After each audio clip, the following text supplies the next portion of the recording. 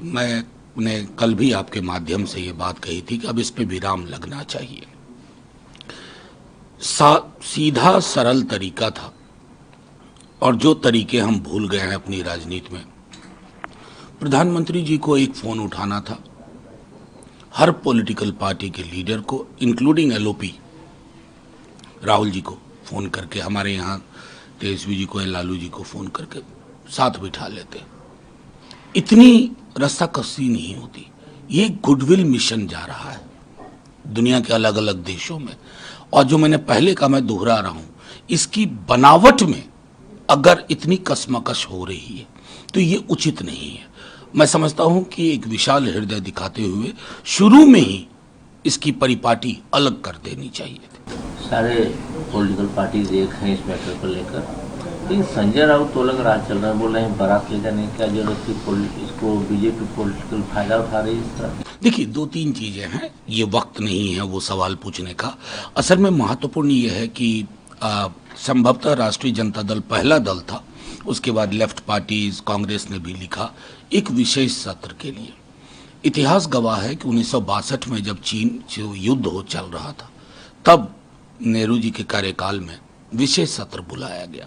विशेष सत्र बुलाने के बाद अगर एक समवेत स्वर जो उत्पन्न होता संसद से, उस स्वर के आधार पर अगर हम ये डेलीगेशन प्लान करते तो वो एक नेचुरल प्रोसेस होता, वो ज्यादा स्वतः स्फूर्त होता, और कई पहलुओं पर चर्चा के बाद अगर अलग अलग देशों में हमारा डेलीगेशन जाता तो उसका इम्पैक्ट भी बेहतर होता। बहरहाल अब उसके लिए रिग्रेट करने का कोई मतलब नहीं है, लेकिन मेरा मानना है कि ये गंभीर मसला है, इसको टूर एंड ट्रैवल की संज्ञा से नवाजना नहीं चाहिए। महबूबा मुफ्ती ने भी इसकी तारीफ की है कि गुड डिप्लोमेटिक। देखिए, गुड डिप्लोमेटिक इनिशिएटिव है, ये पहले भी होना चाहिए था। अपने नेबरहुड को आप देखिए, जो बात मैं बार बार कहता रहा हूं इस प्रकरण में, दुनिया में हमारे दोस्त कम नहीं है दुनिया के मुल्कों में, लेकिन ऐसा क्यों हुआ कि हमारे दोस्त खुल के हमारे पक्ष में नहीं आए। हमने उन दोस्तों को अपनी एक रोटी में से आधी रोटी खिलाई है जब उन पर आपदा आई, चाहे प्राकृतिक हो या किसी और प्रकार की।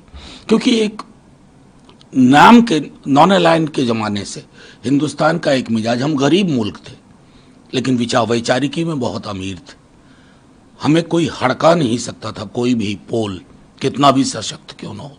तो हालिया वर्षों में फॉरेन पॉलिसी में एक ऑप्टिकल इल्यूजन ने न्यूएंस्ड प्रोसेस को रिप्लेस कर दिया और व्यक्ति केंद्रित सारी चीजें हो गई। उसके कारण ये हुआ, लेकिन अंत भला तो सब भला। अगर शुरुआत हुई है कोर्स करेक्शन की इस प्रकार के डेलीगेशन भेज करके, तो ये स्वागत योग्य है। राहुल गांधी ने जो ईएम के पे ट्वीट किया था, स्कूलों के साथ हंगामा हो रहा है, भूपेंद्र सिंह हुड्डा ने भी कुछ बात की। देखिए, मेरा मानना है ना कि इस प्रकरण को भी विराम दिया जाए।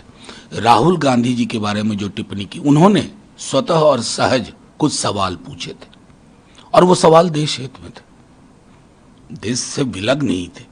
तो आप उसको उस तरह से डील करिए। अब उनके प्रवक्ता गण जिस प्रकार की टिप्पणी कर रहे हैं, तो कौन सा गुडविल मिशन आप बाहर ले जाएंगे अगर गुडविल का कबाड़ा यहीं कर दिया आपने। बल्कि मैं तो कहता हूं कि इस देश में प्रधानमंत्री जी, आप देश के प्रधानमंत्री हैं, सिर्फ एक पार्टी के नहीं है, पूरा देश आपके पीछे। गुडविल मिशन इस देश में भी चलाइए, समुदायों के बीच में, जातियों के बीच में, वर्गों के बीच में गुडविल की बहुत जरूरत है। हमारी मिट्टी को बांटने की, खराब करने की साजिश चल रही है। मैं समझता हूं उस संदर्भ में इसे देखना चाहिए। चीफ जस्टिस बीआर गवई का जो कमेंट है, तीनों पिलर एक जैसे हैं। देखिए, जो कुछ हुआ उनके महाराष्ट्र पहुंचने पे, वो अप्रीतिकर हुआ, वो असहज करता है और कई सारे सवाल उठ खड़े होते हैं जिन्हें हम नजरअंदाज नहीं कर सकते। क्या ऐसा पहले भी हुआ था या मौजूदा चीफ जस्टिस के साथ हुआ?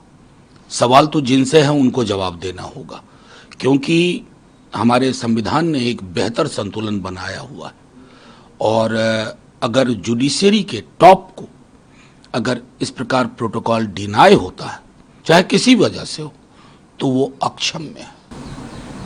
हेमंत बिस्व शर्मा को तरुण गोगोई से दिक्कत है, बोल रहे हैं कि ये पाकिस्तान गया था, इंटीरियर मिनिस्ट्री का कार्यक्रम था जो आईएसआई भी उसी के अंतर्गत आता है, क्या दिक्कत? नहीं, मैं तो सीधे मानता हूं ना कि इस प्रकार से अगर आप एनिमोसिटी की लैंग्वेज अपने प्रतिस्पर्धी के लिए कहेंगे, 10-12 वर्षों में अगर इस देश में कुछ बहुत बदला है और बुरे तरीके से बदला है ना, तो प्रतिस्पर्धी को दुश्मन की नजर से देखा जाने लगा है।